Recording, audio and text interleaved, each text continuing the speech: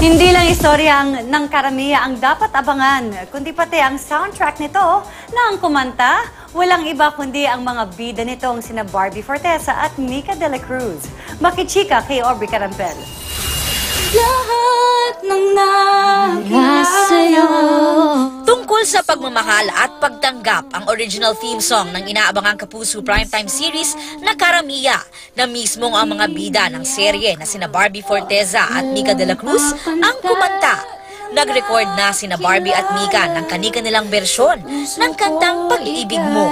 Very relatable yung lyrics at saka nakakilig yung tono. Kaya for sure magugustuhan po ninyo. Parang tungkol po siya sa sa pagtanggap sa sitwasyon namin siguro ni Barbie. Ang The Clash Grand Champion na si Golden Cañedo, kakanta rin ng isa pang OST ng serye. Field na field ni Golden ang pagkanta dahil talagang nakarelate din daw siya sa lyrics. Kung dati raw sinasabayan lang niya ang ilang paborito niyang kanta sa mga soap opera, ngayon natupad na raw ang pangarap niyang maging boses sa likod ng isang teleserye. Ngayon po ako yung kakanta ng teleserye na talaga. So sobrang happy ko po talaga na maririnig ko na yung boses ko sa TV.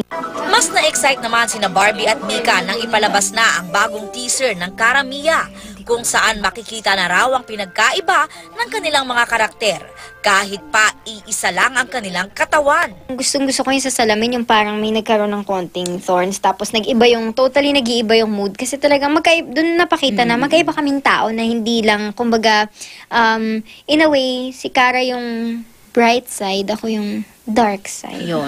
At kung ang mga karakter nilang sina Kara at Mia ay hindi mapaghihiwalay dahil iisa lang ang kanilang katawan, sa totoong buhay, sanggang dikit din daw sina Barbie at Mika na halos magkapatid na rin daw ang turingan, lalo nang magsimula silang mag-taping ng Karamiya. Sobrang lagkit na ng ko na si Jack, huwag mong iiwan si Barbie sa akin. Baka kami Delikado. magkatuloy. Kasi kahit may mga regional shows na overnight or matagal yun, kami yung magkasama sa kwarto. Kaya sobrang Todo close bonding. na namin. Aubrey Carampel, updated sa showbiz happenings.